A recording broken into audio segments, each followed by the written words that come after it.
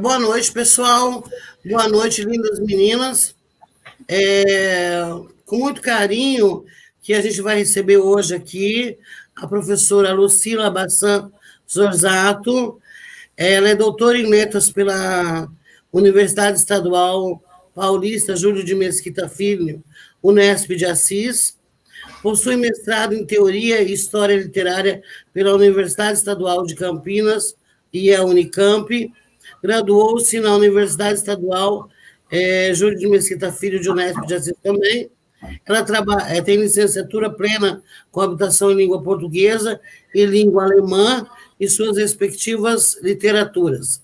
Tem experiência na área de letras, com ênfase em literatura infantil e juvenil alemã e brasileira, literatura e ensino, estágio supervisionado em literatura de língua portuguesa. Além de tudo, a professora tem aí um currículo enorme de cursos e treinamentos e artigos escritos, né, na área de literatura alemã, de literatura brasileira.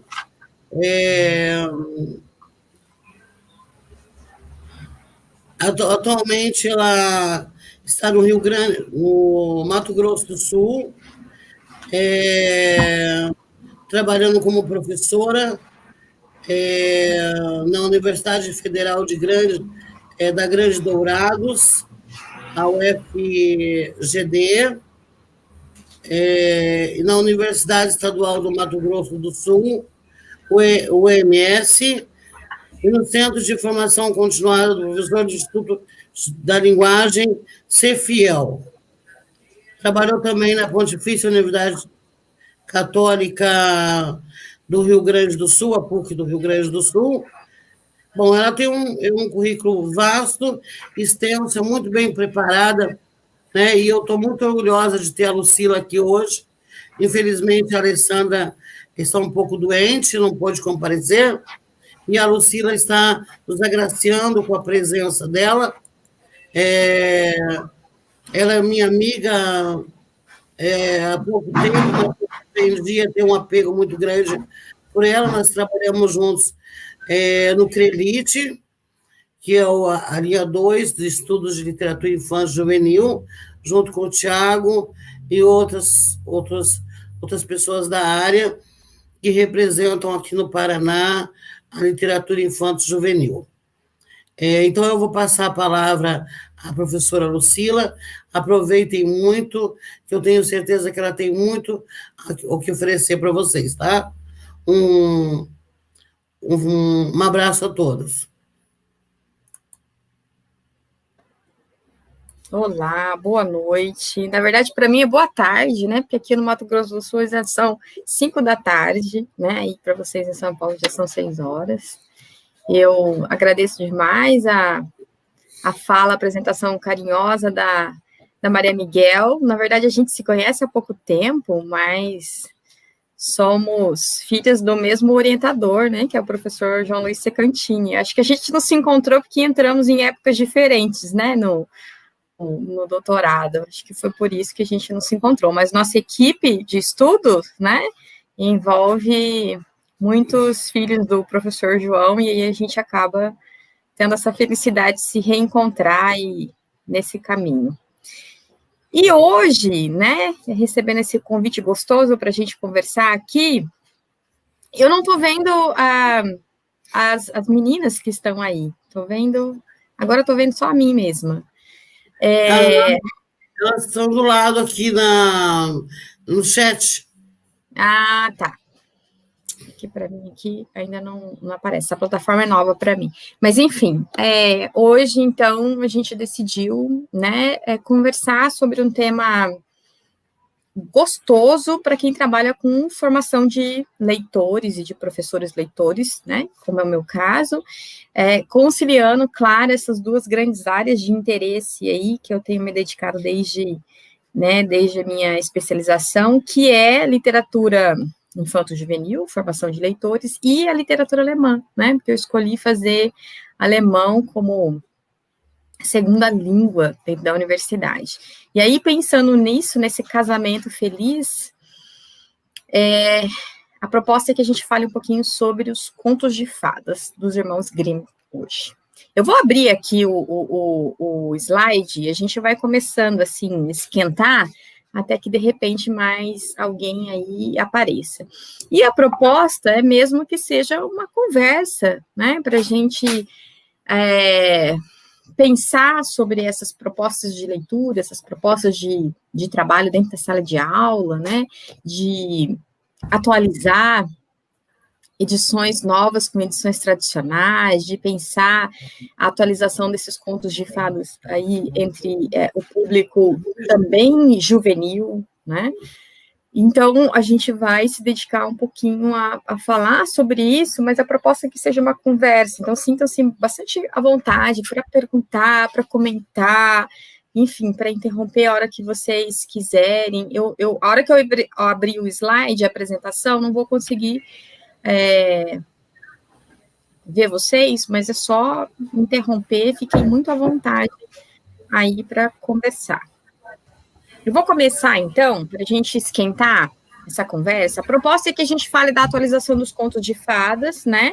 Pensando nos contos especificamente dos irmãos Grimm, né? Considerando essa trajetória do trabalho com o conto de fadas, com a recepção dos contos de fadas no Brasil, né? Até chegar nessa descoberta e nessas formas de atualização, considerando esse novo público. Mas, antes da gente começar, eu quis trazer 3 recortes aqui para vocês, de textos, para a gente sentir um pouco, na leitura dos textos, essas mudanças, né, que a gente tem tido contato, né, desde algum tempo. Eu vou começar lendo um trecho, uma tradução de um texto original dos Grimm, que foi lançado na primeira edição de 1812, tá? Vocês já conhecem esse texto, vou ler várias versões para a gente sentir um pouco como é que isso muda e quais os fatores, mais para frente a gente vai falar sobre isso com calma, quais fatores que a gente vê que faz essa atualização acontecer. Então tá lá, vovó, mas que olhos grandes você tem? É para te agarrar melhor. Mas, vovó, que terrível boca enorme é essa? É para te comer melhor. E com isso, o lobo saltou da cama, pulou sobre a pobre Chapeuzinho Vermelho e a engoliu. Depois de ter saciado o apetite, o lobo voltou para a cama, adormeceu e começou a roncar. Começou a roncar fazendo um barulho fenomenal. Um caçador, que naquele momento estava passando em frente à casa, ouviu um barulho e pensou: como pode uma velhinha roncar desse jeito? Melhor verificar. Então ele entrou na casa e, ao chegar à cama, deparou-se com um lobo, a quem procurava havia um tempo. Ele deve ter comido a avó, pensou. Talvez seja possível salvá-la, por isso é melhor não atirar. Então, buscou a tesoura e cortou a barriga do lobo. Assim que deu os primeiros cortes, avistou o Chapeuzinho Vermelho brilhando. E depois de mais alguns cortes, a menina saltou para fora. Nossa, que susto!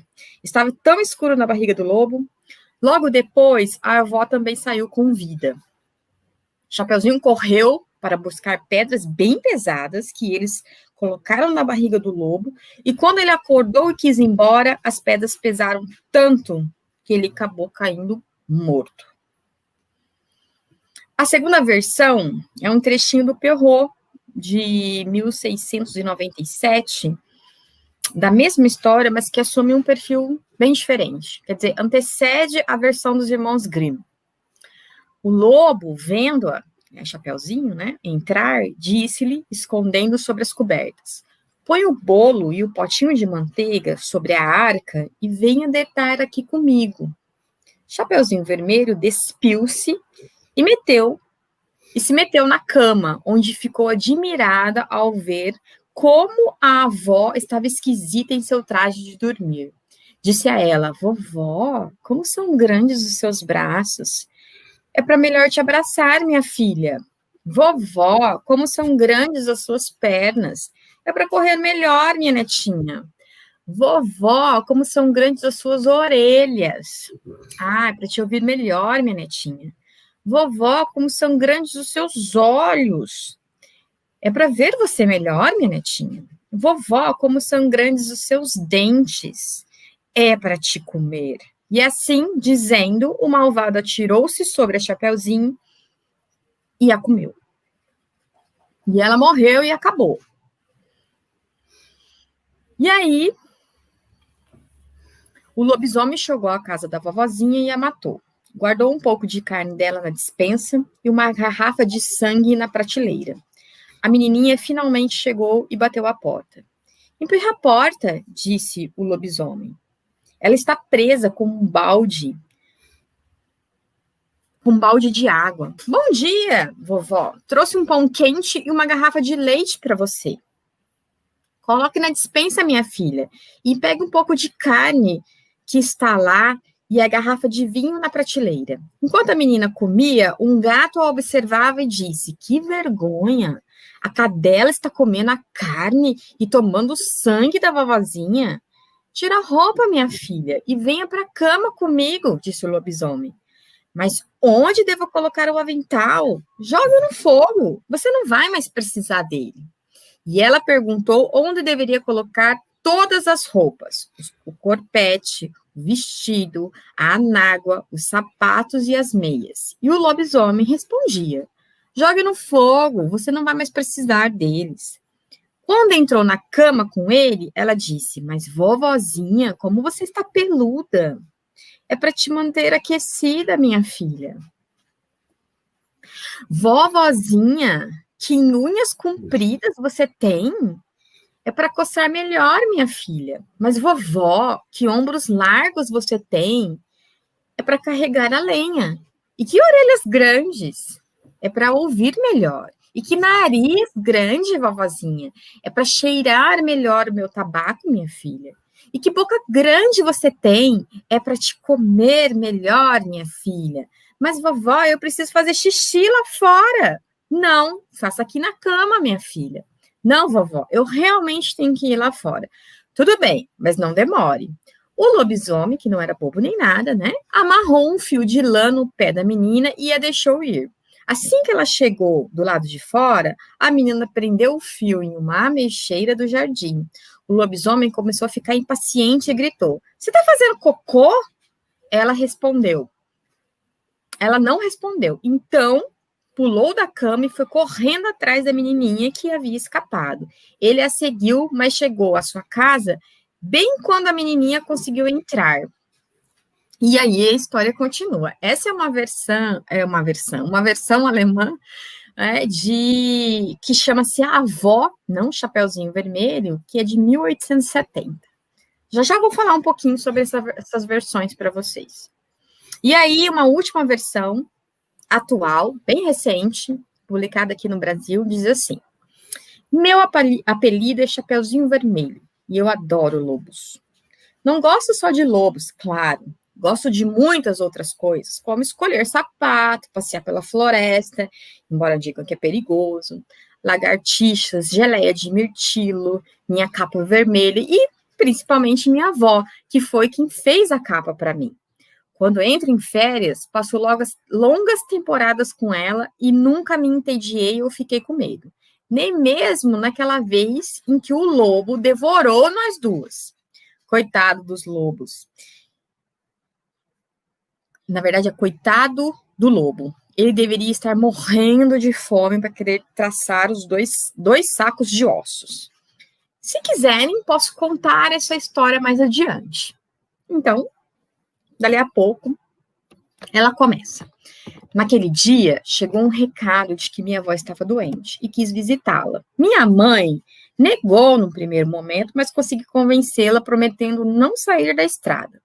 Queria levar uma torta de frutas vermelhas de que vovó tanto gosta e uma garrafa de vinho especial para digestões pesadas. Inclusive, uma tacinha desse vinho teria caído muito bem ao senhor Lobo. Parti com minha cesta e com minha capa. Disposta, eu acho que tem erro de digitação aqui, viu, gente? Mas ignore, vamos lá. Disposta a levar um buquê das mais lindas flores do campo que encontrasse pelo caminho. Levava comigo também meu caderno de anotações. Nunca perco a oportunidade, caso apareça, de registrar nele pegadas, tocas e restos biológicos, isto é, cocôs. Você não vai pensar, vocês vão pensar, que besteira, mas não é porque... Mas não é não, porque encontrar um cocô diante do dia anterior e do dia mais recente não é a mesma coisa. Um cocô mais recente significa que o lobo está por perto e que é preciso tomar cuidado. Embora eu saiba muitas coisas a respeito da vida dos lobos, que aprendi nos livros da minha avó, nunca havia visto um de verdade, quer dizer, um lobo de carne e osso. E vocês precisam ver que eles são incríveis. De repente, apareceu bem na minha frente o lobo, mais feio e mal ajambrado que eu podia ter imaginado. Olhei para ele animada e minha atitude o deixou desconcertado. Nossa conversa foi a seguinte: oi, lobo. Oi, menina. Por que você não foge? Não reparou nos meus dentes? É difícil não ver seus dentes, você abre muito a boca. Por acaso você quer me comer? Sou um lobo, esse é meu dever. E onde está a sua alcateia? Sou um lobo solitário, moro sozinho e me viro bem sozinho. Então, você é que nem minha avó, mas minha avó não come lobos. Sua avó? Vou visitá-la porque estou doente. Na verdade, devia ser alguma coisa como porque ela está doente. Ela não vai acreditar quando eu contar que te vi. Você fala muito. E onde é que você disse que sua avó mora mesmo? Eu não te falei ontem? Onde? Também queria visitá-la. Ah, que graça. Fica uns 800 passos daqui, junto àquela alameda. Nessa direção. Você me ajuda a colher algumas flores? Não é muito meu estilo. Vou levar um coelho. Mas toma. Essa é para você, que me ajudou muito. Até logo. Ei, espera, você não vai tentar me comer? E o lobo responde, tudo a seu tempo. Ah, claro, mas que lobo mais simpático, quero encontrar logo a vovó e contar tudo para ela. Então, passado mais um tempinho da história, vó, falei, está tudo bem? Posso acender a luz? Não precisa. Trouxe uma torta para você, mamãe me ajudou a fazê-la. Tá, e vinho? Melhor. Corta um pouco para você. Vem mais perto para me dar o pedaço. Vó, o quê? Suas mãos estão grandes. Estava com frio e coloquei umas luvas. Está muito escuro. Vem aqui perto para eu poder te ver. Vó, o quê? Suas orelhas. Não são orelhas. É que hoje fiz umas tranças. Gostou? Vó, o quê? Seus olhos estão enormes. É que eu troquei meus óculos. Agora são bifocais. Vó, sua boca está gigante. Minha filha, do tamanho perfeito para te comer. E tchum, direto para dentro. De repente, eu estava no maior breu. Enxergava apenas 2 pequenos pontos brilhantes que piscavam. E logo entendi. Vó, Chapeuzinho, o que aconteceu? Um lobo comeu a gente, menina. E como ainda estamos vivas? A fome dele é grande e o nosso corpo é pequeno. Um bocado bastou para ele. E como vamos sair daqui? Espero que não por baixo. E aí, claro, não vou contar o final dessa história, posso indicá-la para vocês. Esqueci de colocar aqui a referência, mas já mostro para vocês essa edição. E com essas diferentes versões que vão aparecer em diferentes momentos, né? Já para nós, todas traduzidas, algumas traduzidas diretamente do alemão, outras traduzidas com uma nova roupagem, a gente entra nessa questão que é a nossa conversa de hoje, né? Pensar se essas novas versões, essas novas representações dos contos tradicionais, dos irmãos Grimm, podem ser trabalhadas em sala de aula. Como se trabalhar isso? Como olhar esse material? O que significa essas traduções, adaptações, reconto, que aqui eu não vou diferenciar cada um deles, né? Vou pensar no todo, né? Significa preservar os textos do esquecimento, por exemplo? Significa atualizá-los, tentando estabelecer um diálogo com esse novo leitor? Significa, na verdade, um empobrecimento do texto? Ou significa, ao contrário, uma atualização do texto? Como é que essa atualização se dá? Como é que a gente olha para isso e vê se essa é uma atualização positiva ou negativa, no sentido de enriquecer ou empobrecer, né, essas obras? Para responder essas questões e para pensar sobre isso dentro do contexto da sala de aula de formação de leitores, o nosso ponto de partida é pensar em 2 recortes, né? O primeiro é o que são os contos de fadas, né? Por que o que são os contos de fadas?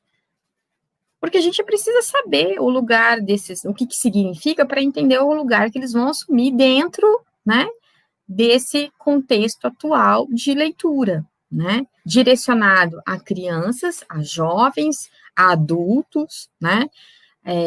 Em diferentes gêneros, em diferentes formatos, fazendo uso da linguagem verbal, ou de uma linguagem cinematográfica, ou mesmo de uma linguagem musical, né? Então, o que são os contos de fadas? E vamos pensar também qual é o lugar do conto de fadas ontem e hoje, entre a gente. Alguém de vocês aí gostaria de falar um pouco sobre isso? O que são os contos de fadas para vocês?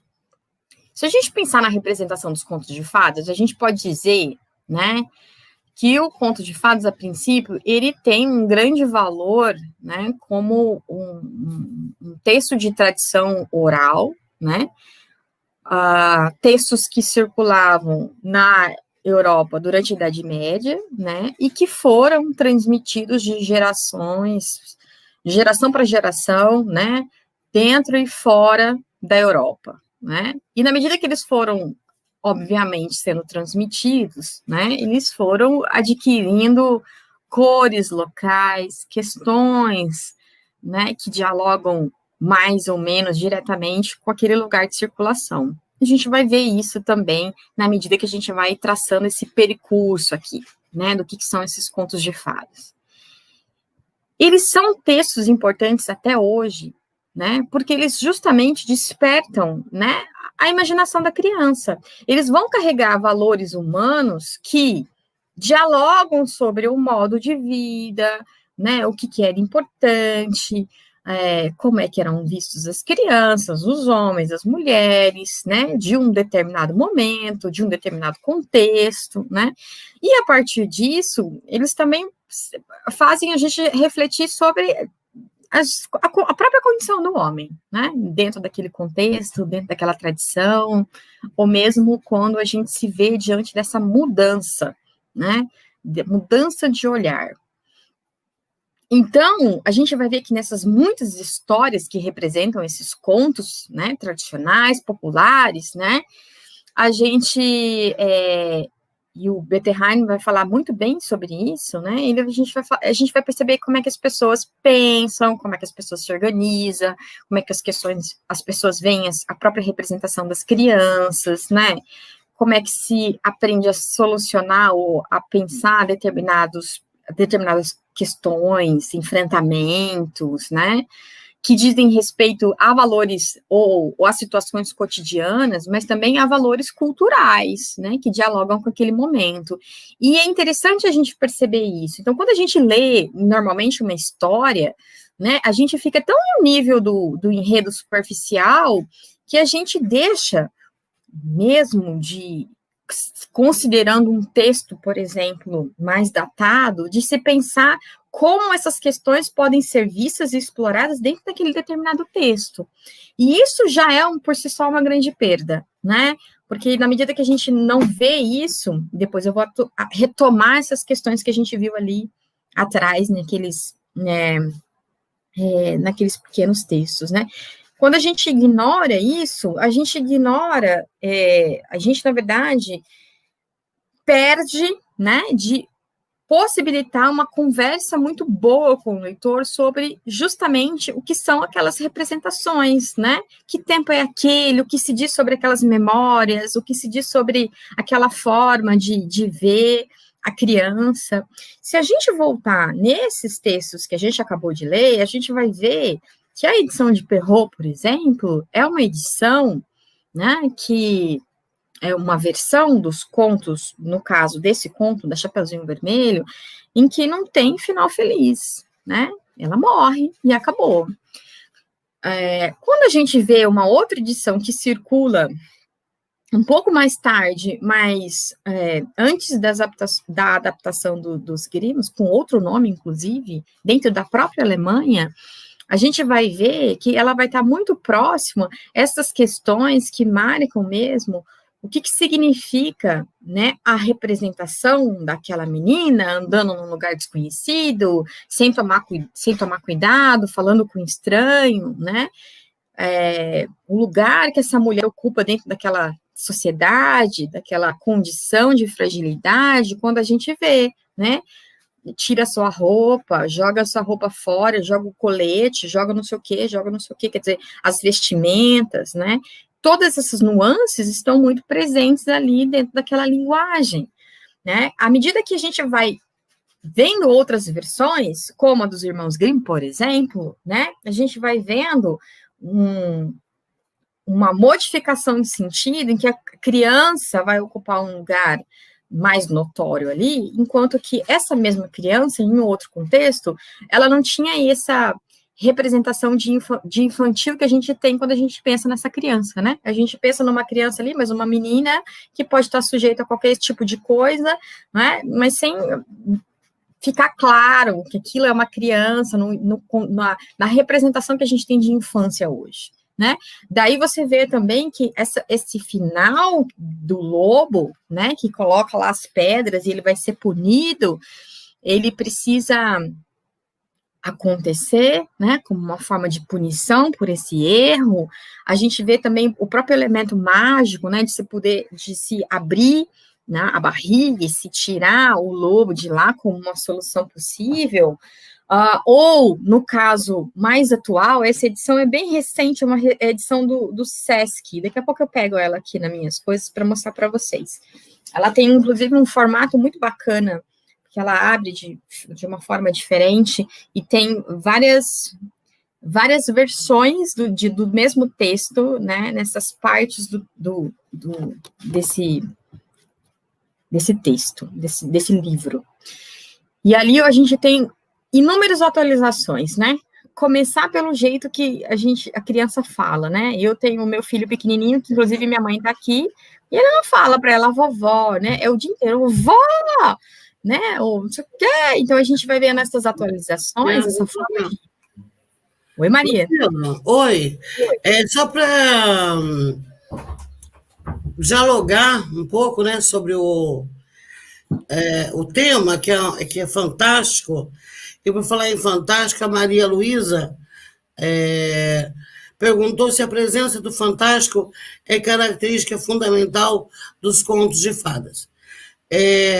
Não sei, é uma brecha que eu estou abrindo aqui para a gente discutir, né? Porque assim, o sobrenatural, né, aquilo que foge à realidade, né, por exemplo, a orelha do lobo, o pé, as unhas do lobo, é uma característica que causa estranhamento, né? E o estranhamento está ligado ao fantástico. Sim. Então, eu acho que na maioria dos casos, o fantástico está ligado ao conto de fada, que era o conto de fada tradicional, que era o moderno, né? Sim, mas aí eu vou chamar a atenção, Maria, para a definição entre fantástico e maravilhoso. Não é? O que a gente vai associar ao conto de fadas, na verdade, é o maravilhoso, porque o conceito de maravilhoso e de fantástico, ele vai se diferenciar, sobretudo hoje em dia, né? Porque no maravilhoso, né, dentro do conto de fadas, a gente aceita aquela condição, A gente entra naquela condição e entende aquela condição, né? Então, a gente aceita, por exemplo, a possibilidade de se abrir, por exemplo, a barriga do lobo, né? Para conseguir tirar a vovó e a netinha lá de dentro. Isso é o maravilhoso.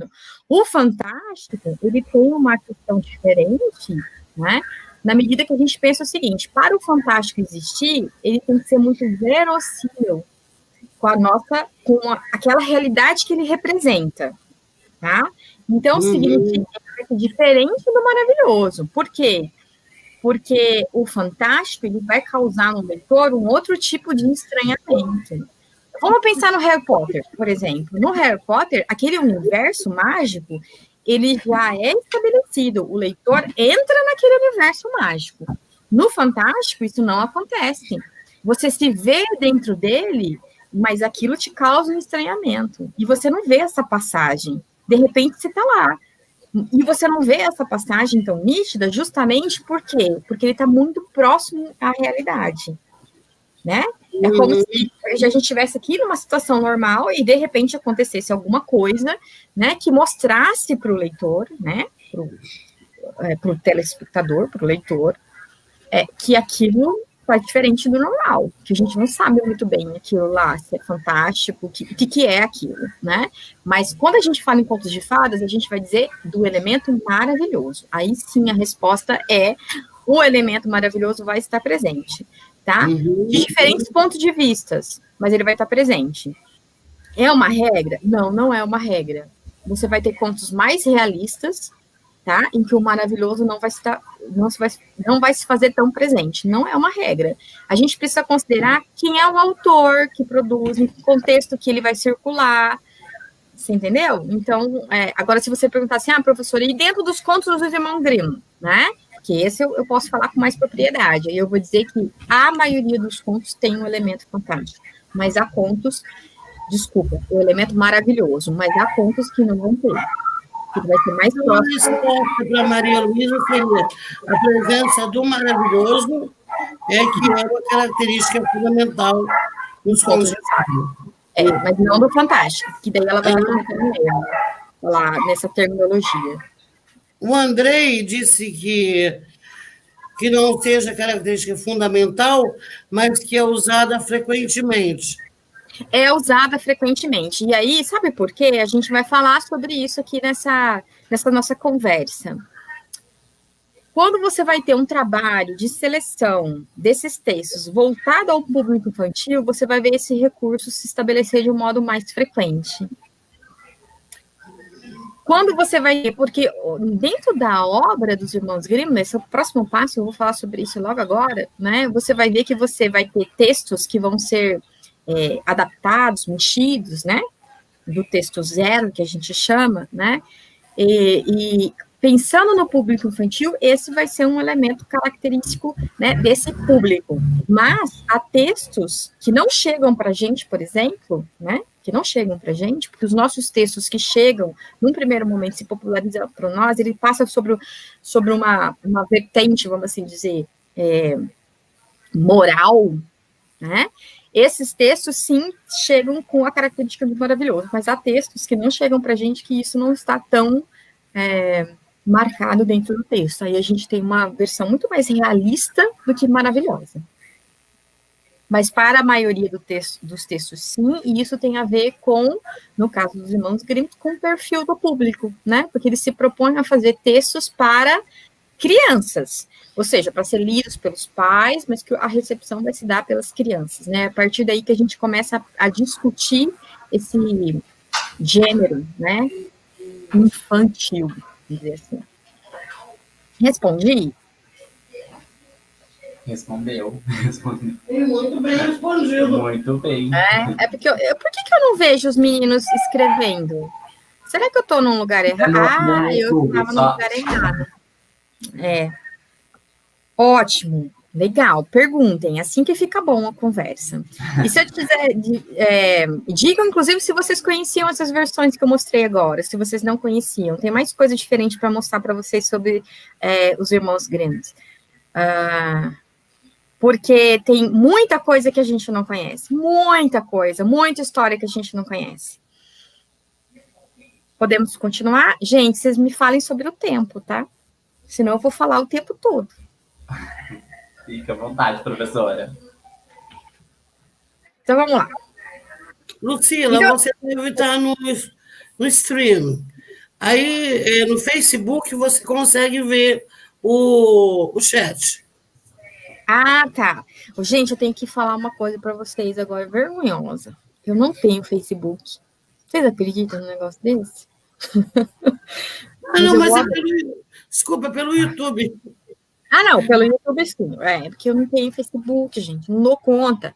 Eu tenho Instagram, mas Facebook eu não tenho mais. Eu já tive, mas eu falei, não tenho tempo para isso, não. Mas eu tenho que ter, porque senão a gente fica, né, fica desatualizada, fica parecendo coisa de velho. Não, a gente tem que ter. Vamos lá, vou continuar. Então, a gente precisa pensar também, né, primeiro no que é esses contos de fadas e depois pensar nessa relação do valor que se tem da adaptação, né, e da própria relação entre obra, leitor, né, e esse autor que vai traduzir, que vai adaptar, que vai fazer o reconto, né, para promoção desse tipo de leitura, né. Então, no primeiro caso, tem uma estudiosa, o nome dela é Souza, Ruth Souza. Depois eu posso passar a bibliografia disso para vocês bem certinho, tá? Que ela vai dizer uma coisa interessante sobre a adaptação de obras literárias, né? Principalmente aquelas destinadas ao público infanto-juvenil, né? Que a gente pensa, destina-se a resguardar clássicos da literatura do esquecimento e permitir um diálogo ao leitor atual, despertando a curiosidade por perguntas e respostas que fazem parte do seu universo social. Isso pode acontecer, gente, mesmo quando a gente está lidando com um texto mais tradicional, né? Quando a gente pensa na adaptação, tem uma outra questão que vai chamar a atenção, que é justamente, Carvalho vai falar isso muito bem, que é a gente tentar direcionar justamente na leitura dessa obra, na compreensão desse texto, né, não só as questões que marcam o passado, mas justamente as questões que possibilitam, né, que esses leitores entendam o ontem e o hoje. Então, muitas das questões que estão lá, que representam o passado, elas são questões que se fazem presente no dia a dia, né? A história não é igual. As questões formuladas, elas serão outras, mas a condição do homem, na sua fragilidade, na sua impotência, ou mesmo nas questões de descoberta, elas estão lá. E o fato da gente reconhecer isso também é um caminho possível para se falar sobre essa atualização, né?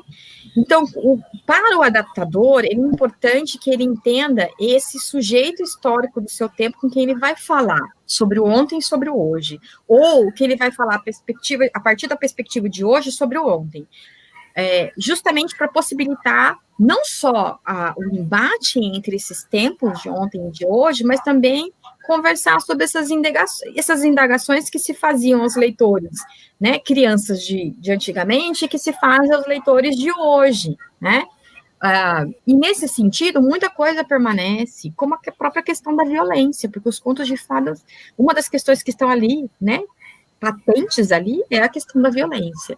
Nesse último texto, que é um texto bem atual, se não me engano, ele é de 2014, 2011, eu sou péssima de memória, mas daqui a pouco eu olho e falo para vocês.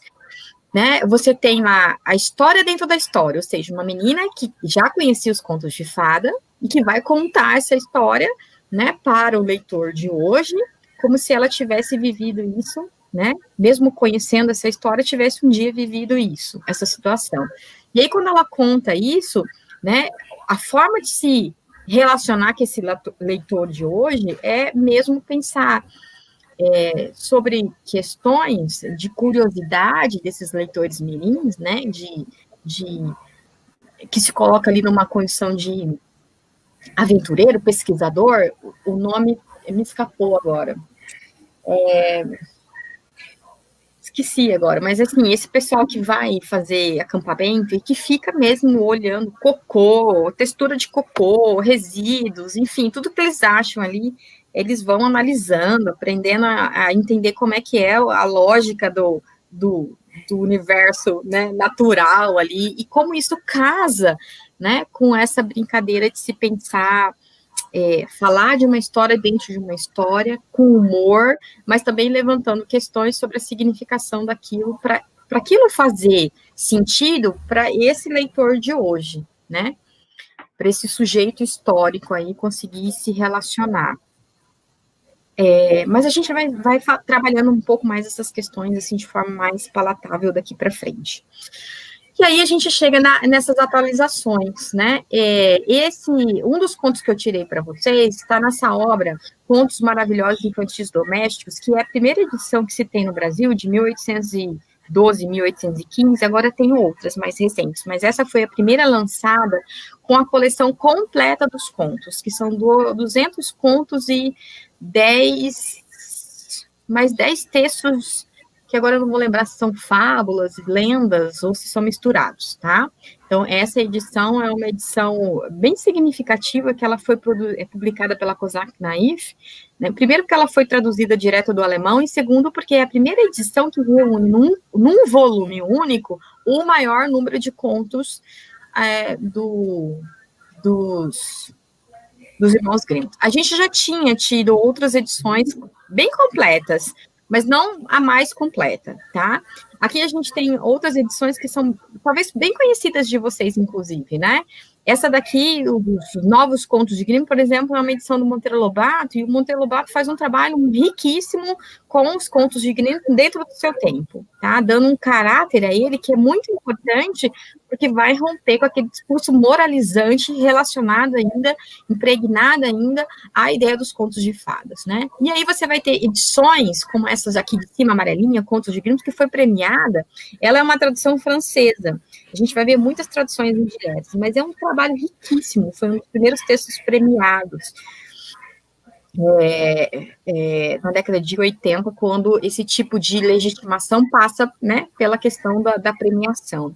Enfim, e aí a gente vai ter diferentes edições e versões, cada uma, né, atualizando de uma forma o texto. Aqui de novo tá, gente, que vergonha. Eu peguei isso para atualizar e fiz igual o meu nariz, né? Tem um monte de coisa escrita errada aqui, me perdoe.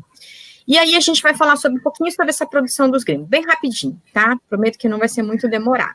Eu queria falar um pouquinho para vocês, porque eu não sei se vocês conhecem, se vocês conhecerem ou tiverem informações que a gente possa aí, né, compartilhar um com o outro, são sempre bem-vindas, tá? Porque esse é um recorte do meu estudo, mas eu não sou especialista em Grimm.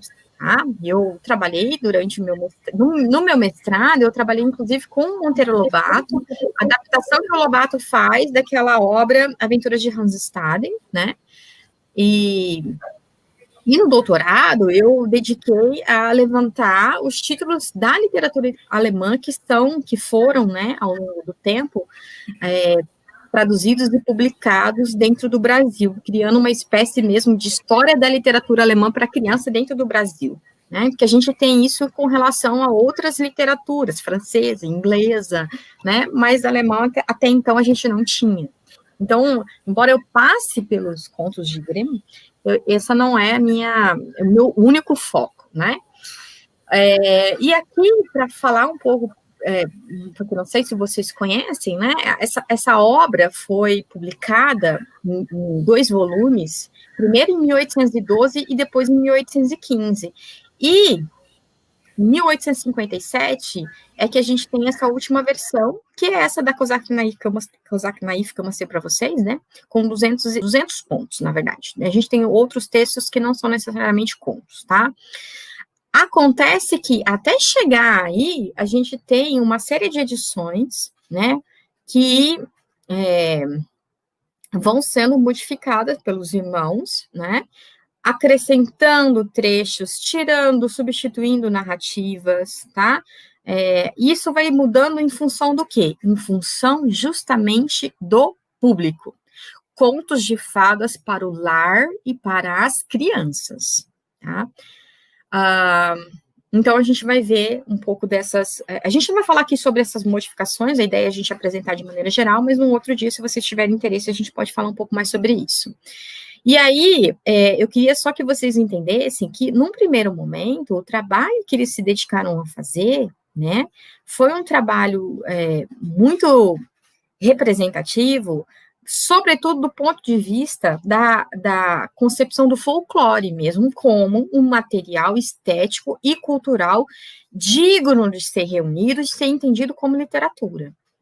Esse movimento que vai ser feito dentro da Alemanha pelos Grimm, ele vai alcançar uma repercussão mundial e vai alcançar outros lugares. No Brasil não vai ser diferente, em Portugal não vai ser diferente, né? A gente tem Câmara Cascudo, por exemplo, né, que vai fazer esse mesmo trabalho dentro da nossa literatura brasileira, dentro do nosso contexto, dentro do nosso cenário. Esse é um trabalho. Vinculado a isso, a gente tem um outro trabalho que é de recuperar esses textos, tá? E destinar esse texto ao público infantil. E aí a gente tem que entender um pouco do trabalho de coleta desses textos. Isso não nasce com os irmãos Grimm, né? A gente tem outros estudiosos, como o próprio Bretano, que é um nome bem conhecido da literatura alemã, que vão recorrer aos irmãos que trabalhavam como bibliotecários para ajudá-los, né, a levantar uma documentação que tinha esse caráter, né, de documento popular, folclórico, que não necessariamente estava relacionado à criança. Alguns sim, como no caso de um volume que eles fizeram com contos, com músicas, na verdade, né, mas não necessariamente. Então, os irmãos Grimm começam a trabalhar com as narrativas populares a partir dessa perspectiva. E aí eles vão consultar esses livros, né, vão fazer essa recolha de narrativas populares dentro do próprio acervo da biblioteca. Acontece que, na medida que eles vão fazendo isso, eles vão se interessando por essas narrativas, né, que vão encontrando um outro lado, que é justamente a questão do registro das narrativas orais. E aí, então, eles decidem que vão fazer uma coleta desses textos, que, então, parte disso é, sim, coleta oral, mas parte disso, né, vem desse trabalho de levantamento de textos que estão registrados, de influências várias, né, e aí vai se fazer uma coleta desses textos para um público definido, que é, né, mães e crianças, tá? Então, o que a gente tem nesse tempo? A gente tem a figura da Doroteia, que é essa senhorinha que está aqui, que fornecia, inclusive, refeição para a família, e refeição não, verdura, essas coisas assim, né? E ela contava muitas histórias do campo, né? E eles registram muita coisa dessa senhora que ficou muito famosa, né? Por ajudá-los com esse registro. Mas isso foi uma parte desse trabalho. A gente não pode ignorar que uma outra parte desse trabalho são textos como aquele que eu mostrei lá no começo, né? De 1870, chamado Avó, né? Que não está especificado como o Chapeuzinho Vermelho, mas tem a figura da avó, né, tem as figuras, personagens do Chapeuzinho Vermelho, que eles vão entrar em contato nessa pesquisa de material dentro da biblioteca e que eles vão recuperar, tá? Em seguida, o que eles fazem? Eles fazem um trabalho de escolha e seleção desses contos, tá? E aí, esse trabalho de seleção e de escolha, ele vai procurar manter uma forma, o texto de uma determinada forma, né, mais próxima da versão, vamos dizer assim, primitiva e original, né, mas a gente vai vendo que na medida que eles vão recolhendo esse material e dirigindo esse material a um público específico, a gente vai vendo que tem vai ter um protótipo ideal ali, tá, e esse protótipo ideal, ele vai se definindo cada vez mais na medida que essas várias edições vão acontecendo. Então, o que vai tendo essas várias edições? Cortes, acréscimos, né?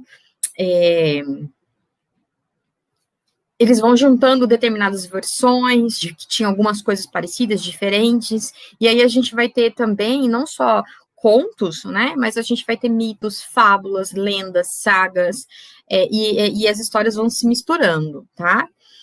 Então, eles chegam, né, em 1857 com uma obra, uma coleção, que é essa que a gente tem como referência hoje, que tem 200 contos, né, e mais 10 lendas, tá? Que está escrito legendas, são lendas, tá? E o que é importante a gente perceber? Justamente, gente, o olhar que se tem para essa ideia de leitor, né, na organização da seleção e da composição desses contos. Por quê? Porque se buscavam, por exemplo, né, trazer mais descrições, trabalhar o discurso, para que esse discurso fosse facilmente entendido, para que se eliminasse, por exemplo, orações muito subordinadas, muito complicadas, simplificando o máximo possível a organização desses períodos. É claro que você está pensando aqui num contexto alemão, né, gente? Num cenário bem específico. Uma outra questão importante também é que eles tiraram dos textos muitas repetições inúteis, enxugavam o texto, né, que um processo que o Lobato vai fazer quando vai lidar com esses textos também, né, expressões, né, que eram desejáveis e outras não, né, adaptaram também muitas expressões de dialeto, porque nesse momento a gente tem também uma tentativa de unificação da cultura alemã. Então, esse material foi escrito em Hochdeutsch, né, o alemão padrão. Então, muito do dialeto também foi adaptado para que fosse entendido por qualquer leitor, tá? Então, a gente tem todo esse trabalho atrás, né, da construção do que são esses textos dos irmãos Grimm, né? E aí, a gente vai chegar... Essa é uma edição, gente, que é lindíssima. Essa edição não está esgotada. Aquela da Kozak Knife está esgotada. Ela deve custar um absurdo, a não ser que vocês deem a sorte de achar em algum lugar aí que não... Porque acontece isso, viu? Acontece. Eu consegui uma vez achar num sebo em Jundiaí uma edição completa do Monteiro Lobato, das obras completas, a primeira edição das obras completas. Tudo bem que tinha alguns títulos faltando, mas eu paguei R$30, porque os livros estavam caindo aos pedaços, né? Peguei esse livro, doei para a biblioteca, obviamente, né? Porque não tinha nem como conservar esses livros em casa, então, de vez em quando, a gente acha essas coisas, né? Esse olhar de pesquisador que a gente vai criando já desde a graduação, né? Então, esses textos, gente, têm não apenas elementos mágicos, que foi aquilo que vocês estavam falando, tá? Tem um discurso muito forte religioso, tem um discurso humorístico, tem muita violência, e essas questões, elas são passadas do ponto de vista feminino e também masculino, né? Através de personagens que são ativos ou passivos, tanto masculino quanto feminino, tá? Então, isso aqui dá pano para a gente trabalhar e fazer muitos TCCs, né? Você pode pensar a questão feminina dentro num recorte dos textos, por exemplo, pensa lá nas edições que saíram em 1812, né? Levanta esses documentos e trabalha esse recorte dentro daquele texto. Isso é bem legal. Eu estou falando aqui com professores, futuros professores e pesquisadores, tá? Mesmo não conhecendo vocês, mas a gente tem que suscitar isso porque é muito bom fazer pesquisa, é muito bom. É muito gratificante a gente estudar, pesquisar e trazer alguma coisa nova que possa acrescentar a vida das pessoas, né? Então, tem muitas histórias que a gente não conhece, muitas histórias. E aí eu trouxe um exemplo. Era uma vez uma pequena e doce menina. Bastava vê-la para começar a amá-la. Mas quem mais a amava era sua avó, que não sabia mais que poderia dar à criança para agradá-la. Que história que é essa, gente? Eu vou até minimizar aqui para ver vocês. Que história que é essa? Escrevam aí no chat.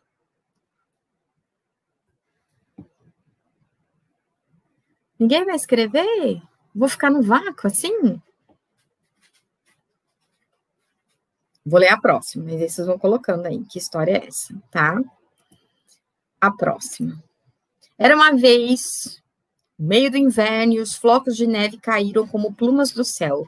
Nesse inverno, uma rainha estava sentada perto de uma janela que tinha uma moldura de ébano e costurava. Posso falar a resposta? Primeira, Chapeuzinho Vermelho. Segunda, Branca de Neve. Agora, eu dou um livro meu. Mentira, não vou dar. Mas me digam que última história é essa, se vocês conhecem, se alguém conhece. Era uma vez uma rainha cuja sogra era extremamente malvada. Certa ocasião, quando o rei tinha saído de viagem, a velha rainha mandou aprisionar a nora em um porão, mofado, juntamente com seus 2 netos. Alguém já ouviu alguma vez esse trecho, essa história? Isso, Maria Luísa, isso mesmo. O primeiro era Chapeuzinho Vermelho.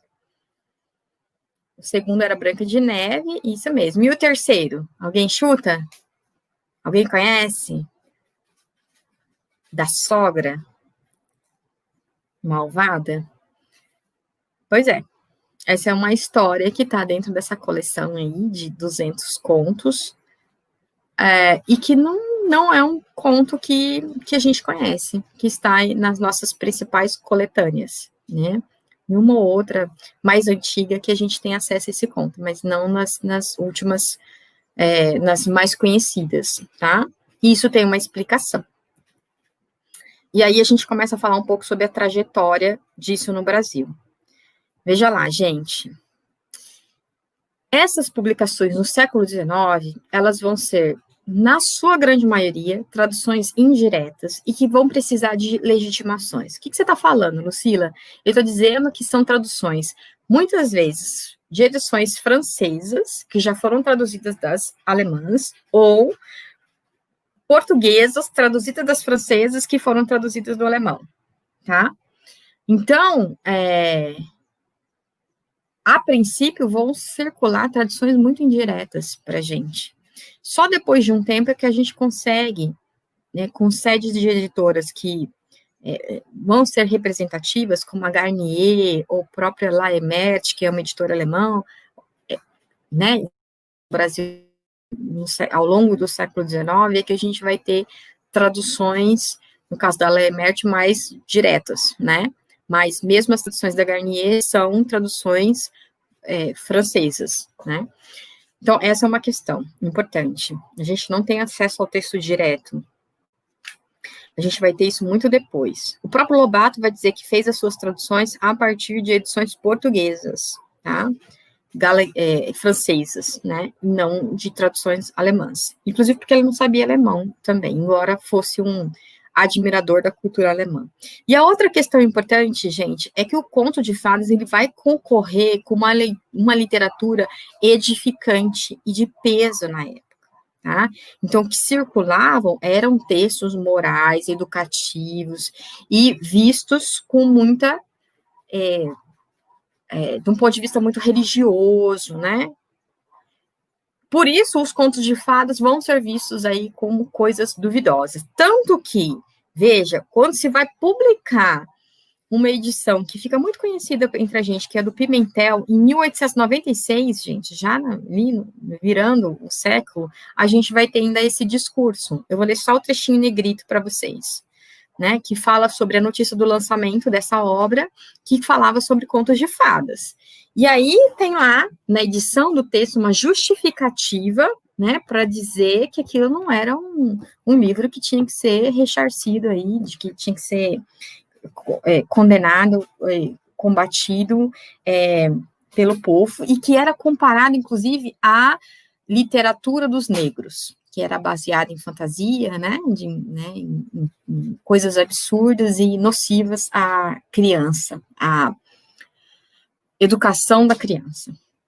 Então, lá no editor se preocupa em se defender e diz assim, que um noticiarista, acusando o recebimento de uma dessas obras, opinou que Figueiredo Pimentel estragava a infância, narrando-lhes que os bichos falavam, que há lobisomens e fadas. É um erro. Muitas pessoas, lendo uma história, uma fábula, um conto ou uma lenda, perguntam, antes do mais, se as coisas que aí escrevem são verdadeiras. E muitas vezes, vendo que os fatos que leem não puderam ter sucedido, dizem que não são mais que palavras vãs. Os que assim julgam, não julgam com acerto. Não se aprende a verdade aprendendo-se o que aconteceu, o que acontece, o que acontecerá. Não é descrevendo uma coisa tal como ela é que escreve a verdade. Os livros são bons e necessários, não quando descreve o que se passou, mas quando mostra o que se deve ser, né? E aí, sucede outras palavras, então, que são em defesa dessa obra, dizendo que não, que essa obra é benéfica à criança, né? As velhas edições que existiam em língua portuguesa eram um pouco caprichosas, por exemplo, né? Porque o estilo se ressentia do anonimato do autor, continham palavras obsoletas ou difíceis, e cenas imorais. Então, essa versão do Figueiredo Pimentel se preocupa em dar às crianças, né, contos com magia, mas que são possíveis de ser lida por esse público, né? E aí eu vou mostrar aqui para vocês o perfil um pouco desses títulos, para vocês terem noção, tá? A gente tem obras portuguesas, tem um trabalho maravilhoso, eu não esqueci o nome da autora agora, mas eu posso passar isso, se vocês quiserem, depois vocês falem com a professora Maria, e me peçam que eu passo a referência. Eu só tenho uma cópia disso em Xerox, porque uma amiga estava em Portugal e trouxe para mim.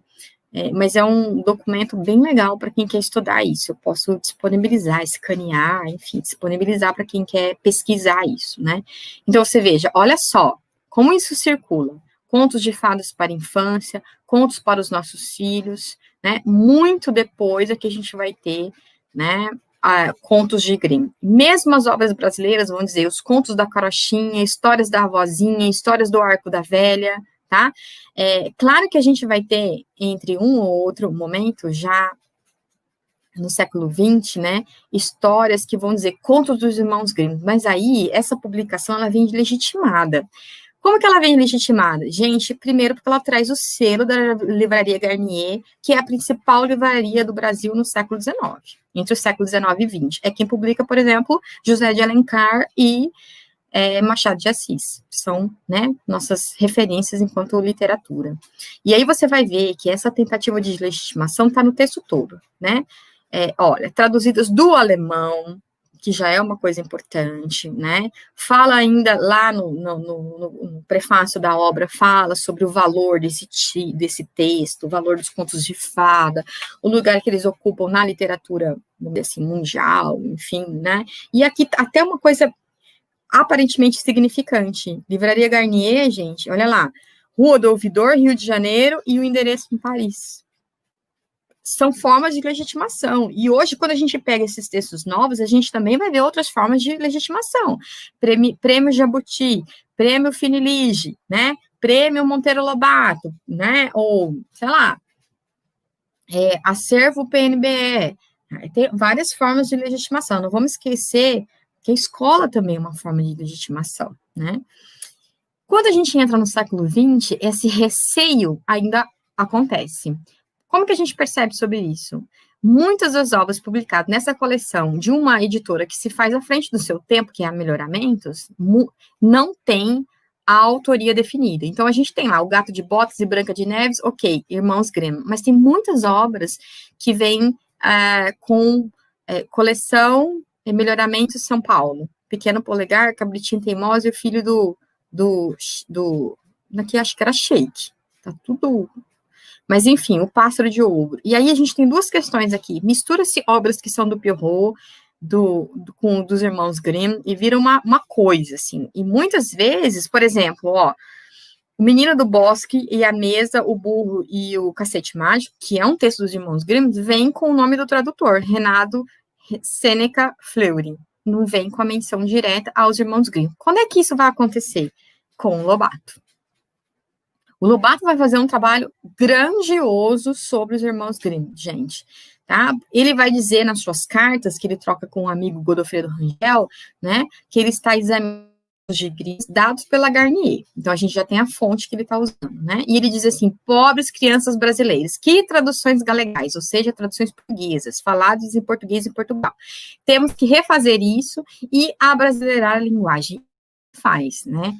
E aí o Lobato também faz uma coisa interessante, eu não trouxe isso aqui porque não era o foco da nossa conversa aqui, mas se vocês perceberem, muitas das obras, dos contos que vão aparecer naquelas edições anteriores, o Lobato não vai trazer aqui. O Lobato vai tirar aqueles textos que são de cunhos muito religiosos, e vai trazer textos que são bem clássicos, e outros que são novos para essa coleção, tá? além de trazer uma linguagem inovadora, que eu também não trouxe aqui, infelizmente, mas eu posso ler para vocês, até porque eu tenho essas edições aqui em casa, algum trecho, a gente vai ter um trabalho que é bem legal. Aqui eu trouxe a fala de uma especialista, né, para falar sobre o trabalho do Lobato, mas eu também trouxe uma coisa que o Lobato faz, e que isso também é muito representativo, que é trazer essas figuras dos contos de fadas dentro da sua própria obra, né, então se mistura lá o Polegar, Branca de Neve, né, com o pessoal do sítio, né. A Vera e a Marta, nesse livro, vão dizer assim: Lobato fez o que havia anunciado, vestiu os textos europeus à brasileira, abrandando a sintaxe e o lexo das traduções portuguesas, de leitura tão penosa. As irmãs de Cinderela são descritas como emproadas, ou como duas biscas. Veja como a gente vê a Emília falando, né, gente? O convite para o baile do príncipe deixou-as em ponto de estourar de contentamento, enquanto a Cinderela pediu a madrasta para ir com as irmãs, alegando que também era gente. Essa inovação, sobretudo, a gente vai ver dentro, por exemplo, né, do Pica-Pau Amarelo, que é uma obra fabulosa, e tem aqui um trechinho de 1939, uma das obras que eu mais gosto, embora a minha preferida ainda seja Reinações de Narizinho e A Chave do Tamanho, que diz assim: prezada senhora Dona Benta e Serrabós de Oliveira, tem esta, por fim, comunicar a Vossa Excelência que nós, os habitantes do mundo da fábula, não aguentamos mais as saudades do sítio do Pica-Pau Amarelo e estamos dispostos a mudar-nos para aí definitivamente. O resto do mundo anda uma coisa das mais sem graça. Aí é que é bom. Em vista disso, mudamos-nos, vamos todos para sua casa, se a senhora der licença, está claro.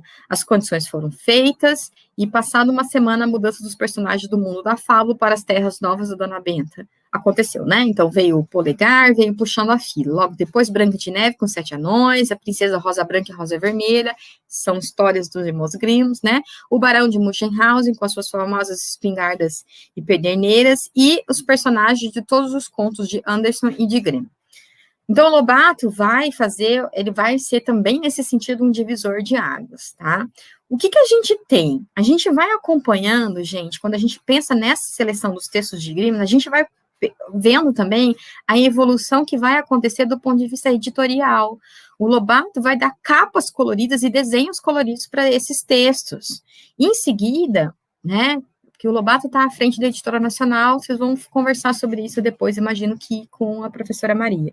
Mas depois a gente vai ter, na década de 70, 60, 70, várias editoras, porque a gente tem um boom da edição, né, das editoras, né, produzindo ativamente, sobretudo títulos estrangeiros, né, e aí você vai ter uma enxurrada, que vai mais ou menos no final da década de 50 até 70, de textos que são traduzidos de diferentes versões. Então, no caso, por exemplo, da editora Melhoramentos, que trabalha muito com esses contos, porque a editora Melhoramentos, vocês sabem, né? Ela é de uma família alemã.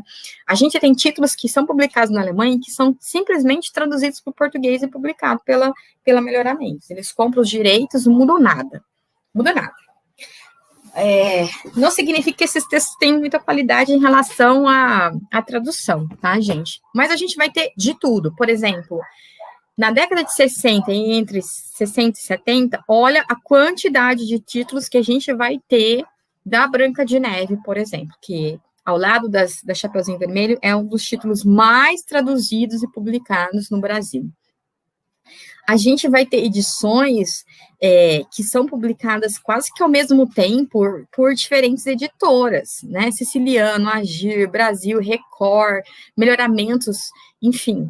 Né? Então, a gente vai ter um boom dessa publicação. Não significa que essas obras têm qualidade, mas significa que elas ocupam, sim, daí um lugar de destaque como literatura para criança, dentro do contexto da literatura infanto-juvenil para criança no Brasil. Tá? Aqui, os Grimms estão legitimados como leitura para criança.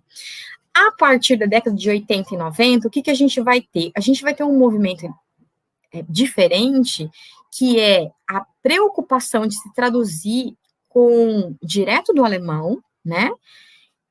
com papel também, impressão de qualidade e, sobretudo, com ricas ilustrações. Essa é uma coleção que eu não tenho, morro de vontade de ter, que é uma coleção que tem nessa série, que são só de contos de Grimm, obras da Heloísa Penteado, da Ana Maria Machado, da saudosa Tatiana Belinsky, ou seja, gente já que trabalha, que começa trabalhando, sobretudo como tradutora, né, mas profissionais de qualidade. E aí a gente vai tendo, gente, a partir dessa época, né, dessa década, a legitimação de obras que se destacam por esse trabalho de editoração, ilustração, tradução, né, com prêmios inúmeros. Tá? Daí a gente vai separar esse movimento um pouco de publicação desse tipo de obra da década de 70, da década de 80. Por quê? Porque você tem textos na década de 70 que não tem qualidade nenhuma, nem de papel, nem de ilustração, nem de tradução, com outros textos que vão se destacar. Esse texto, por exemplo, é maravilhoso. Não sei se vocês conhecem essa edição, ela ainda vocês conseguem comprar, porque ela é da Companhia das Letras. É um luxo, embora ela não seja traduzida diretamente do alemão, ela é lindíssima, o papel é maravilhoso, o texto é muito bem feito, é muito bem traduzido, e até no parecer da Finilige, que vai premiar essa obra, né, você tem esse reconhecimento da qualidade do texto, tá? E aí, tem um outro momento de legitimação dessa obra, que é justamente o valor que esses clássicos vão ter dentro de coleções, dentro da escola, para o público infantil, né, infanto-juvenil, né, nesse primeiro momento. E aí a gente vai ter, por exemplo, várias obras, aqui eu trouxe um recorte, tá, mas que vão estar dentro do PNBE, né, que é um lugar de legitimação de textos de qualidades que são oferecidos às crianças na escola. Que agora eu vou chegar na atualização. E aí eu vou fazer um recorte específico que são os jovens, né? Mas lembrando que jovens, né, a gente tem que pensar o que são jovens, né? Porque essa definição passa por uma definição que é biológica, vamos dizer assim, né? Mas que alcança outras categorias, né? Maria, fique à vontade para falar. Assim, eu queria dizer para você, fique à vontade para falar, está maravilhoso, os alunos são muito receptivos e um outro viés, né, que é o alemão, que eles ainda não conheciam, a gente está muito grato pela sua fala, e pode falar o quanto você quiser. Ai, que bom. Fica à vontade. E os alunos também, tendo dúvida, podem participar aí pelo chat, que a professora está muito solícita para nos atender. E eu muito orgulhosa de tê-la aqui conosco, e vocês também, meus alunos. Estou vendo que vocês estão aí, fiéis como sempre. Obrigada. Obrigada a vocês pela paciência. E, gente, fiquem muito à vontade, tá? Porque eu sei que quando a gente fala, fica cansativo para quem está ouvindo, tá? Então, perguntem, enfim, fiquem muito à vontade. É para ser uma conversa mesmo legal nesse dia, tá? Nessa terça-feira, nessa noite. Depois a gente vai tomar um sorvete, a gente vai tomar uma cerveja também, se vocês quiserem. Eu tô de castigo, mas enfim, fiquem muito à vontade para perguntar o que vocês quiserem. Tudo isso para chegar na parte que era o recorte da fala de hoje, que era sobre, né, como é que se dá essa atualização hoje, né? Como é que a gente pensa essa atualização hoje? E o importante aqui, que eu queria chamar a atenção de vocês, é que vocês olhem para o texto que vocês estão escolhendo, ou para estudar, ou para levar para casa, para ler para o filho, para ler para o sobrinho, ou para levar para a escola, sobretudo, né? Pensem nessa escolha, olhem para o texto, olhem para isso que a gente já acabou de dizer, né? Quando é que ele foi publicado, por que editora ele foi publicado, né? Que contexto que ele está, o que ele fala. E aí eu vou dizer uma coisa importante para vocês. Claro que não é o nosso papel, enquanto docente, levar literatura de má qualidade para a sala de aula, mas, de repente, você levar um texto que diz muito pouco, que simplifica a obra, ao lado de um outro, que extrapola todos os sentidos, é muito legal para você criar interesse nesse leitor, né, que vai também pensar o que vai ler, o que ele vai ler, né, ou em que momentos ele vai mudar aquele tipo de leitura, né? E isso, a gente trabalha com isso com contos de fadas, que é uma coisa bem aceita, né, na maioria dos casos, mas que se aplica a todo tipo de texto, né? Eu vivo muito isso, porque na universidade eu dou aula também, né, de literatura e ensino, e muitas vezes, e eu vou dizer a vocês que eu sou muito democrática, né? Eu digo sempre para os meus alunos, o que vocês estão lendo? Porque eu sou quarentona, vocês são jovens, então me digam o que vocês estão lendo. Aí eles vêm com coisas boas, mas também com muitas coisas ruins. E aí a gente faz uma troca. Eu digo assim, ó, por exemplo, eu amo Harry Potter, não tenho a menor vergonha de dizer isso. Amo várias obras, várias, Crônicas de Nárnia, enfim, Senhor dos Anéis, muita coisa, mas tem coisa que eu odeio. Crepúsculo, por exemplo, eu odiei aquele troço. Mas eu troquei com uma aluna minha, né? Eu falei, ó, você quer ler uma boa história de vampiro? Lê o Drácula. Quando eu li o Drácula pela primeira vez, eu morri de medo. Depois, para dormir, foi um sufoco. Tudo bem que eu sou medrosa, mas, assim, aquela leitura é tão envolvente e dá um medo do caramba. E aí a gente trocou, né? Eu li o livro dela, ela leu o meu livro, depois a gente conversou sobre aquilo, né? Junto com a sala, trocando, compartilhando, e a gente aprendeu muito. Inclusive, de que não é que a gente precisa deixar de ler o Crepúsculo, não é isso que eu estou dizendo. É que, de repente, a gente pode ler outras coisas melhores e se permitir essa experiência de leitura, essa experiência literária. E aí a gente vai lendo, e quando a gente vai ver, a gente está lendo textos grandiosos que a gente achava que não ia conseguir nunca ler na vida. Porque mesmo eu, quando eu entrei na graduação, e eu não sou de uma família leitora, me tornei leitora aí ao longo da minha caminhada. Mas quando eu entrei na graduação, eu tinha um medo de ler Guimarães Rosa, um medo. Eu falava, meu Deus, eu via aquelas palestras, aqueles professores falando, eu falei, não vou conseguir ler esse troço nunca. Li várias vezes, né, e é o meu livro de cabeceira, Grande Sertão Veredas, né, e fico feliz de ter me permitido ler em diferentes momentos da minha vida, e ter voltado ao texto, e ter visto como a gente se renasce diante de um texto potente, sabe? De um texto que fala a vários leitores, em diferentes momentos, em diferentes épocas. E é isso que eu desejo a todos vocês e a todos os seus alunos. A gente pode começar com os contos de fadas, mas ir muito além, né? E como a gente está trabalhando aqui da perspectiva de formação de leitores, né? Eu escolhi esse tema porque a gente tem um repertório de livros que são bons e que a gente pode trabalhar com muito sucesso, desde o ensino fundamental, mesmo até o ensino médio, tá? Até tem uns títulos que eu não coloquei aqui, mas eu posso mostrar para vocês, porque eu tenho um acervo. Inclusive, hoje eu comprei um livro, eu pego para vocês daqui a pouco, porque eu compro no escuro, né? Era Chapeuzinhos de Couro, eu fiquei pensando, nossa, o que será que é, né?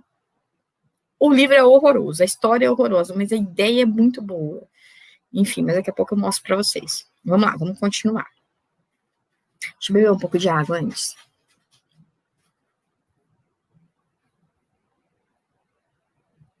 Aí, nesse momento, eu queria falar um pouco para vocês dessas atualizações que são mais recentes, que passam por filmes, por quadrinhos, por cordel, por mangá, enfim, por desenho animado, né, e que são atualizações que se dão em diferentes perspectivas, porque vão ou pensar no narrador, ou vão pensar no próprio público, ou vão pensar na ilustração, e como é que a gente olha para isso e consegue ressignificar aquilo para trazer para a sala de aula, e para mostrar isso para os nossos leitores, né, como é riquíssimo trabalhar com isso, tá? Então, eu coloquei aqui século XXI, mas tem algumas obras aqui que estão no limiar desse recorte aqui, tá? obras que são legais e obras que deixam um pouco a desejar. Sobretudo obras que são boas, né? Mas eu também pontuo aqui alguma outra coisa que a gente tem que tomar cuidado. E esse trabalho de investigação, de leitura e descoberta, é muito significativo. E quando a gente pensa as formas de atualização, a gente também tem condições de olhar para o texto e dizer, isso aqui foi atualizado, mas é legal? É significativo? Ou simplesmente colocaram lá um personagem que é uma menina nordestina, mas num contexto que essa história não se sustenta, que não tem nada de acréscimo, no sentido de uma nova leitura, né? Seja lá qual perspectiva que o autor usou para fazer aquela renovação, vamos dizer assim, né? E aí eu trago exemplos, a gente vai falar isso um pouquinho mais para frente, mas, por exemplo, né, de atualizações dos personagens. Tem uma série de livros em que a gente tem essa atualização da perspectiva do personagem. Então, em geral, o Lobo não tem... Esse livro, eu não sei se vocês conhecem, eu tenho ele digitalizado, eu posso mandar para vocês também, tá? Tem a Chapeuzinho, que é a Chapeuzinho redondo, não, um Chapeuzinho vermelho, né? Ela conhece o lobo e ela confunde o lobo com um cachorro normal, né? E ela passa a narrativa inteira quase que desacreditando que ele é, de fato, um lobo. Por quê? Porque a história do lobo mau já está mais, né, desgastada entre as crianças, né? E aí também a versão que a avó tem, porque no final, lá no meio da história, a avó atropela esse bendito desse cachorro que é o lobo e não acredita que é um lobo, ninguém acredita que ele é um lobo, porque simplesmente a figura do lobo já está mais batida do que qualquer coisa, né? E é uma avó atualizadíssima, né, gente, de bota aqui, imagina que vó é essa, né? Enfim, então você tem uma história, né, contada a partir da atualização desses personagens. Mas que são esses personagens? São personagens que têm a própria narrativa do Chapeuzinho Vermelho, né, como parte da sua história, né, e aí vai contar aquilo para o leitor, né, como se uma história existisse dentro de outra história, e o leitor se surpreende por isso, né, e aí vem a graça, vem a própria descoberta, né, de pensar a mesma narrativa de uma outra perspectiva. E dentro da sala de aula, isso dá um trabalho, não só de leitura, como de produção, fenomenal, né? Porque o importante é a gente dar voz ao aluno, para ele ler e ele também recriar essa história, né, a partir do seu conhecimento sobre a narrativa. Porque quando a gente faz esse exercício, você vai ver que tem gente que gosta muito dessa história, mas tem gente que odeia essa história, né? Criança que odeia, né? Acha um pé no saco, né? E as atualizações que ele se propõe a fazer, ainda que oralmente, numa situação informal, de conversa sobre a obra, é uma delícia de se proporcionar. E isso leva esse aluno a ler outras narrativas, tá? Aqui a gente tem atualizações em que o narrador vai muito além, né? Então, a gente não tem mais a história da Chapeuzinho Vermelho, né? A gente tem outra Chapeuzinho, a gente tem outro lobo, né? Essa edição aqui, que vocês estão vendo no cantinho aqui, esquerdo, dos Irmãos Grimm, é uma edição comemorativa que tem várias obras adaptadas, né? Dessas obras que a gente conhece, adaptadas. Então, é muito bacana, porque tem vários autores que contam essas obras de perspectivas, assim, que não tem quase nada a ver com aquelas que a gente conhece, né? Claro que tem, assim, sempre um elemento comum norteador ali, né, no fundo, mas o narrador vai muito além disso, né? E são significativas para você trabalhar, por exemplo, com um público, de repente, mais velho, né? Tem um texto que eu adoro, que é Chapeuzinho Vermelho em Manhattan, não sei se alguém já leu. É um baita texto, é super legal, a história de uma menina, né, nos Estados Unidos, né, enfim, e ela de Chapeuzinho Vermelho não tem nada, né, da Chapeuzinho Vermelho que a gente conhece, né, então a gente lê a história e fica se perguntando, o que tem essa de Chapeuzinho Vermelho? Essa resposta está justamente, né, no percurso de transformação dessa menina, dessa personagem, né. Esse outro texto, Contos de Fadas Politicamente Correto, também é uma versão adaptada, mas aí tem essa perspectiva, né, do ser politicamente correto, né, de fazer essas histórias com esse fim. o que acaba surpreendendo justamente pela ironia, pelo sarcasmo, né, pelo o que a gente não espera imaginar. Então, trabalhar com esse tipo de texto com o público mais velho, alunos do ensino médio, do 8º e do 9º ano, também é uma forma de explorar significações de leitura intertextuais, né, fazer um trabalho que vai ser muito significativo na construção da maturidade desse leitor, né. Há outras ilustrações, atualizações que vão se dar pelo nível da imagem, né? Esse livro também é um livro que eu acho que esse vocês ainda conseguem comprar, porque o acervo da Kozak Naif, né, ele ainda tem coisas sendo publicadas, precisa dar uma pesquisada, mas de qualquer forma, o texto é original, gente, mas as ilustrações, quando eu peguei esse texto, por exemplo, para mostrar para o meu filho, a gente contou a história a partir das ilustrações, que são uma viagem à parte, assim, né, dentro dessa história, né, e aí também chama a atenção a própria representação que se tem da Chapeuzinho Vermelho, porque aqui na capa mesmo, né, você não tem personagens que são sedutores, que chamam a atenção da criança, né, e aí você pensa em fazer um trabalho, por exemplo, de intertexto com a própria representação de outras histórias que são conhecidas. De repente, a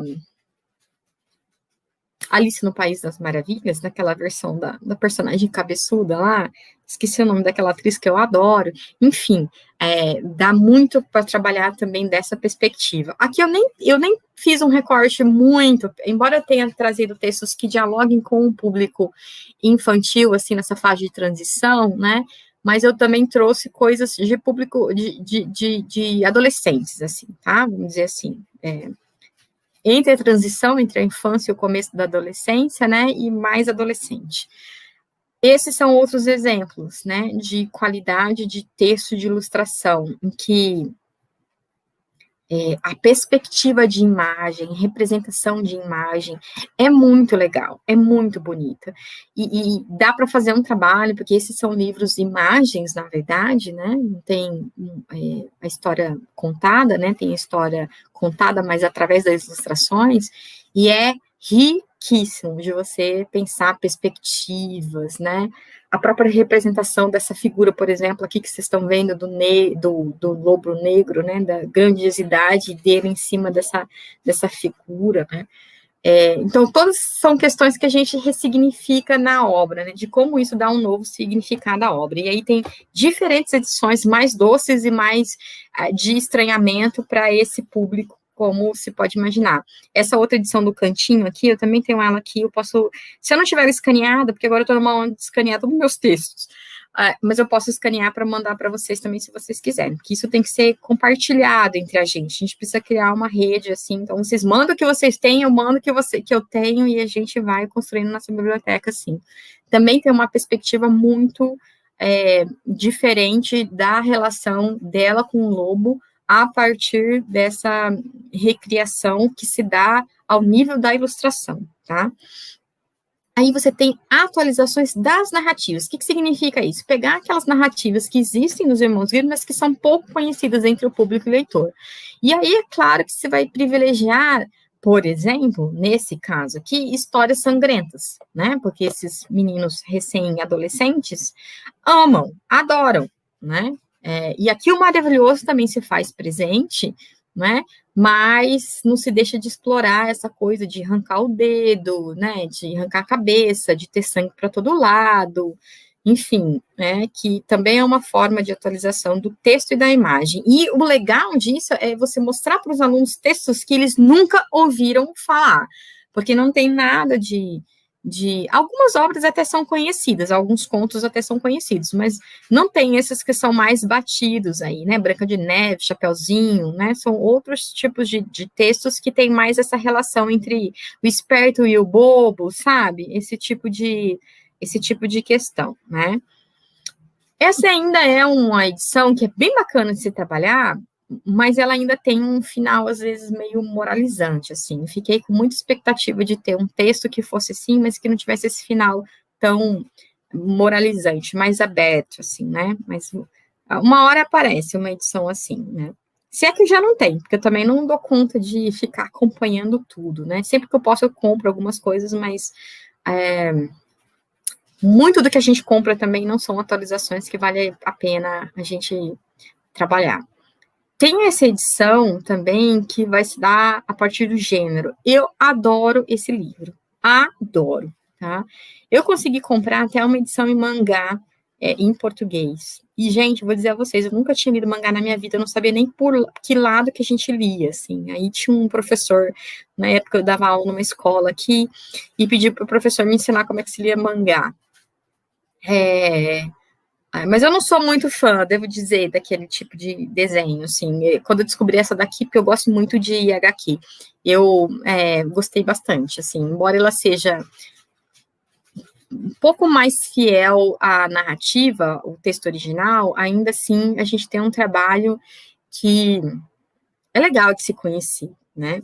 É legal de se pensar, até porque a gente vai vendo aí, né, a leitura que se é feita da leitura do texto dos Irmãos Grimm por um artista, né? Aqui tem uma edição que eu adoro. Essa do Pequeno Polegar é só uma foto, eu nunca consegui comprá-la. Se alguém tiver, inclusive, se quiser escanear e compartilhar, eu agradeço. Mas essa do Branca de Neve eu tenho. Riquíssima, porque é em cordel.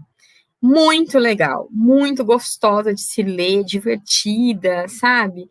Muito bacana de se apresentar ao aluno também, e de perceber, nesse caso, tem outras edições que eu tenho, que são de autores nacionais, né? E aí é bem legal a gente perceber como é que o cordel se mistura com a nossa cultura nordestina, por exemplo, né? Então, você tem ainda a relação com os irmãos Grimm na figura, né, da princesa e tal, mas todo o contexto, toda a ambientação é outra. Culturalmente, aquele cenário é outro. E isso é muito riquíssimo, inclusive porque, muitas vezes, alguns alunos que são mais ingênuos, leitores mais ingênuos, nem conseguem reconhecer o intertexto com esses textos, né, clássicos. Vai se reconhecer um ou outro, ou em determinado momento do cordel, que isso fica mais claro, né, mas é muito legal de se pensar esse tipo de atualização também. Aí a gente tem as atualizações cinematográficas, e você pensa assim, mas professora, qual é o lugar disso? E isso é, assim, um lugar significativo, inclusive como uma forma de acesso aos novos textos, gente, né? Aqui a gente tem edições mais antigas, com edições novas, né? Que faz esse trabalho de intertextualidade, né? De se pensar como esses personagens dialogam na representação dos jovens de hoje em dia. Eu lembro que, recentemente, quando foi o bicentenário dos Irmãos Grimm, deu uma enxurrada de séries sobre os Irmãos Grimm, né, de filmes e de séries, né, umas mais violentas, outras, né, e esse trabalho, eu cheguei a ver alguns desses filmes com os alunos dentro da sala de aula, gente.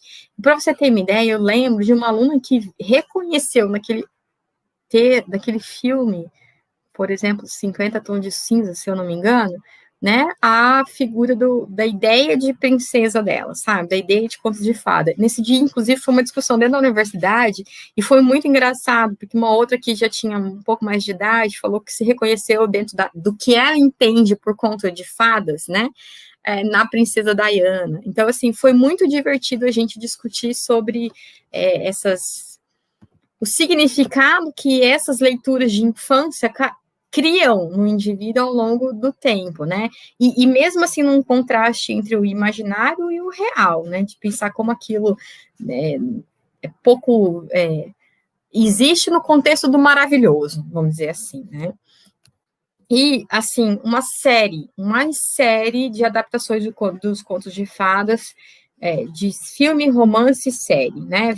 Eu peguei aqui um recorte de uma das principais, né? Que é Branca de Neve, Cinderela, Bela Adormecida, A Chapeuzinho Vermelho e a Rapunzel. E aqui, por exemplo, Deu a Louca na Chapeuzinho é um filme que é muito legal de você fazer esse intertexto, né? Essa atualização do intertexto, né? E de ressignificar esses elementos para esse público. E aí, sempre estabelecendo aquilo que a gente tinha dito lá no passado, né? O que esses personagens falam sobre a criança de hoje? O que esses personagens falam sobre a menina de hoje, a mulher de hoje, né?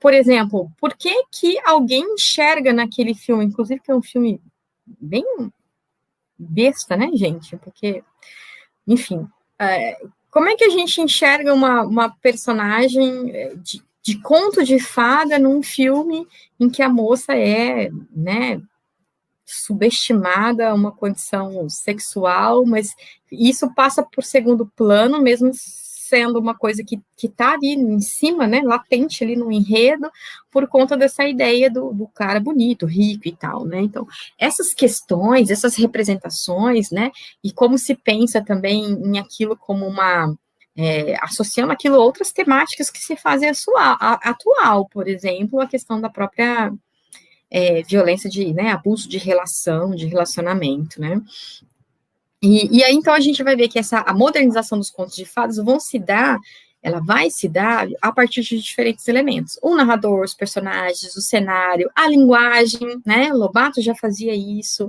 a fotografia, ou seja, a figura, né, como é que se fala num contexto, por exemplo, do cordel, num contexto, por exemplo, de HQ, em que a linguagem é mais urbana, né, tem um tom mais urbano, né, da perspectiva do próprio conteúdo, né, porque essa adaptação vai falar a que público, né, a que jovem, a que leitor, né, mais adulto, um jovem adulto, né, uma criança ainda, uma criança em transição, a ilustração, que também vai se pensar desse ponto de vista meigo, bonito, com livros de pop-up e também uma forma de estranhamento total, né, da questão do gênero, da própria representação midiática dentro da obra, em alguns casos, né, claro que o leitor vai estar, né, ele vai ser o ponto de partida e o ponto de chegada dessa modernização, e na própria materialidade do texto, gente, né, isso quer dizer que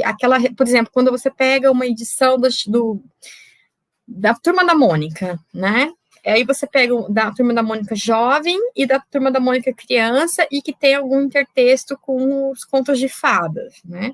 Então, a materialidade está ali naquela representação, né, da princesa criança e da princesa mocinha, vamos dizer assim, né? E aí aqui a gente tem questões que é importante para a gente pensar nesse processo de adaptação, né?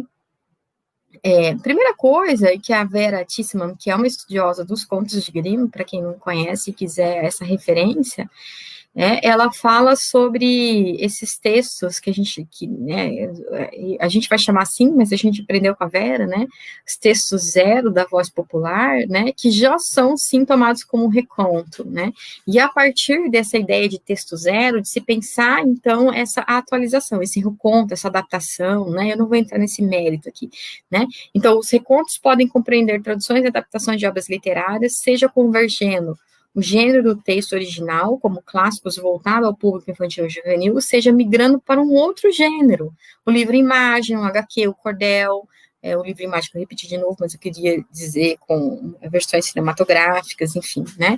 O trabalho com o texto, que vai se pressupor em muitos casos, então, isso depende da gente parar e ler o texto, né? Simplificações, mudanças de linguagens e imagens, por isso eu comecei a nossa fala com aqueles recortes dos vários textos da Chapeuzinho Vermelho, né? Preservando ou não, né, questões que estão ligadas ao texto tradicional, paráfrase, paródias, novos narradores, interações entre diferentes narradores e ouvintes, enfim, todos os tipos de trabalho ao nível da linguagem verbal e não verbal, né, e os sentidos que isso promovem de ampliação dessa narrativa. Aqui a gente tem uma questão importante, né? Porque se esse sentido não for de ampliação, o texto fica muito pobre, né? Narrativas que vão muito além. Você tem a valorização de determinados personagens em específico, de ter determinadas histórias em específicos, né? Com textos que vão proporcionar para a gente um discurso mais reflexivo, outros que vão proporcionar para a gente um discurso muito mais metafórico, muito mais, né, de esses textos em geral, não só, né, trabalham da perspectiva da imagem, mas também da relação da construção do texto, né, muitas inversões, e inversões de todos os sentidos, que eu quero dizer, né, o lobo deixa de ser mau, a Chapeuzinho que passa a ser cruel, ou inversões mesmo até da perspectiva dessa representação para o público mais jovem, adulto, né, que na verdade a grande caçadora é a menina e não o lobo, né, então, lendo essas narrativas que a gente vai vendo, né, como que essa relação entre texto e público se faz através de um desses caminhos, né, então, a minha intenção aqui é chamar a atenção de vocês para esses caminhos, para esses olhares, né, despertar o olhar para ver como é que essa atualização vai se dar, né. Quando a gente fala do leitor jovem, a gente fala de um leitor, gente, e aqui eu já estou acabando, tá? Que é um leitor ainda desconhecido, né? Por que ele é desconhecido, né? Porque esse leitor é um leitor que a gente pensa, né? Como é que a gente vai se aproximar dele, né? Que tipo de temática que a gente vai trabalhar para descobrir ou para pensar como aquilo se relaciona às questões que o perturbam, né? Então, se a gente pensar nessas narrativas atuais que a gente conhece, né, que são literárias e mesmo audiovisuais, né, como é que se constrói esses personagens, né? São personalidades fortes? Não são, né? Quais são os problemas e as dúvidas que estão relacionados ao seu crescimento pessoal? Essa forma de apresentar isso, ela dialoga com aquela mesma representação daquele menino que tinha medo de ficar perdido na floresta, né?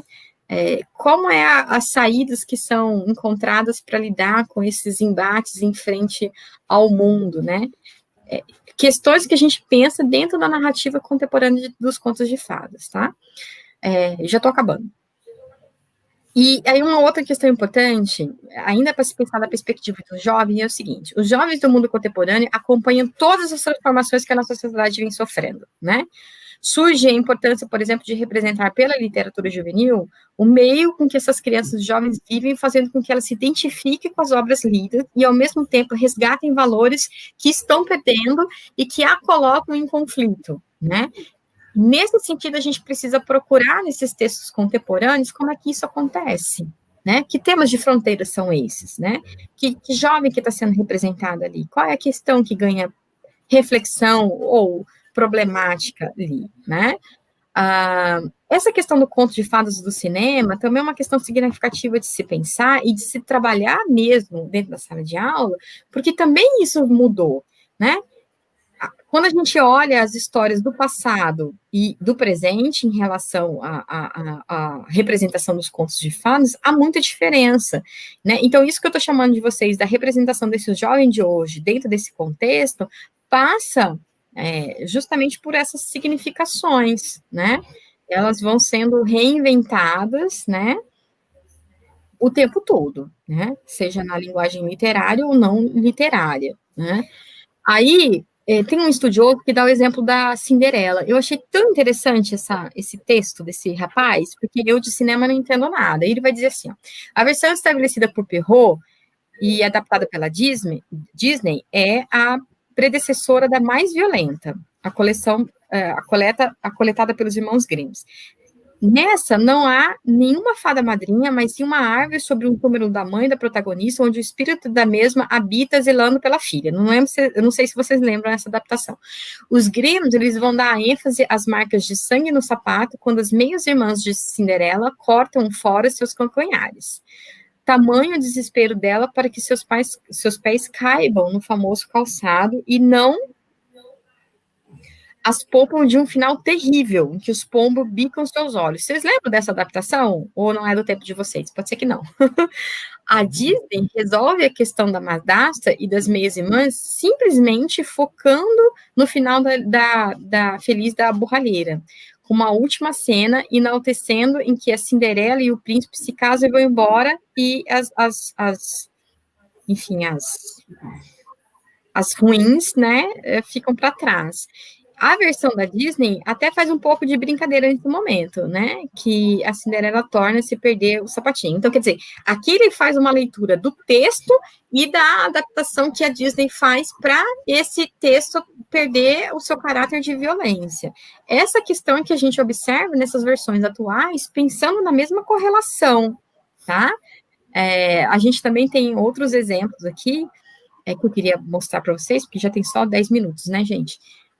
Como é que as roupagens também fazem diferente. Essa Branca de Neve aqui é uma Branca de Neve gótica, né? Esse texto é aquele que eu falei para vocês que eu consegui em português. Esse aqui é a versão em inglês, eu não tinha conseguido até então, depois eu conseguia a versão em português desse tipo de representação dos textos. Enfim, essa obra aqui, inclusive, vai ser enaltecida justamente porque ela vai ganhar um trabalho editorial, né, de pensar essa Branca de Neve meio gótica, assim, que é a chave de leitura para esse leitor atual, contemporâneo, ter acesso a essa história.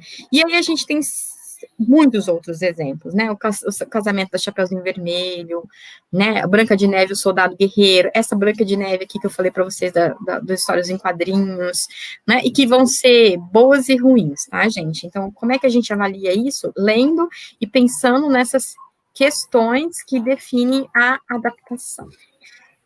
Veja que eu tinha trazido até para vocês um trecho da obra, mas é muita coisa. Se vocês quiserem, depois eu posso disponibilizar parte desse material. Sim, a Rainha Vermelha, alguém falou aqui, Ana Cláudia, né?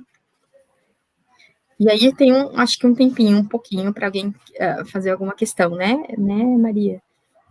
Eu gostaria de fazer uma observação, não sobre a tua exposição, mas sobre essa tendência moderna das adaptações para película.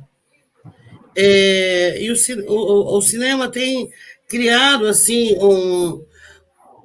alguns roteiros onde eles desconstroem essa perspectiva do príncipe, da realização amorosa, por exemplo, com uma pessoa que a princesa nunca viu. Então, outro dia, por acaso, eu estava no quarto e começou a passar um filme chamado Desencantada, e era a história da Cinderela, né? Ela estava esperando o príncipe para casar, só que ela estava na contemporaneidade. E aí ela conhece um cara e ela fala que ela está procurando o príncipe está procurando por ela, mas ele fala, mas você vai casar assim? Né? Você não conhece o príncipe? Na verdade, você está encantada. Por isso que o filme se chama Encantada. E o amor tem todo esse encantamento, né? Esse endeusamento, que é muito propício da paixão. Quando a Malévola também, eles desconstroem essa questão do beijo do príncipe como sendo um beijo de amor, porque ele vai chegar ali e ele não conhece a princesa, né? Como é que ele pode amá-la? Então, quem desenvolveu um relacionamento e aprendeu a amar apesar do ódio que sentia é a Malévola. Então, uma outra tendência também dentro dos contos de fadas, além dos contos de fadas modernos, né? Que dá outra discussão muito boa. Sim, mas isso vai acontecer, pelo menos por enquanto, mais da perspectiva cinematográfica do que da literária, viu, Maria? Assim, um ou outro que eu li que a gente tem uma representação muito mais de independência dessa mulher, né, dessa princesa, né, em que desconstrói um pouco desse tipo de narrativa é a Marina Colasanti. Sim, Bom, ela é meu objeto de pesquisa, doutorado, então eu sou suspeita para falar dela, mas ela consegue desmistificar, né, desenraizar toda essa questão ideológica que está ali implícita no conto de fada e sem perder a beleza do conto de fada. Sim, a Ana Maria Machado também faz isso, né? Eu vi alguns... A Silvertoff, né? A Ruth Rocha. Mas a gente tem esse movimento muito dessas autoras em relação à perspectiva mais da infância, né? Eu estou pensando, assim, da perspectiva do jovem, né? Talvez a Marina Colasanti, sim, seja um exemplo. Eu não tenho tantas leituras da Marina, eu retomei estudar um pouco mais a Colasanti recentemente, justamente por essa questão do maravilhoso e do fantástico, né? Porque a Colasanti transita entre esses dois gêneros, né? Sim. Mas essa... A Marina é bem direcionada ao público jovem, sim. Infantil também jovem, e ela também faz conto de fada, escreve para adulto.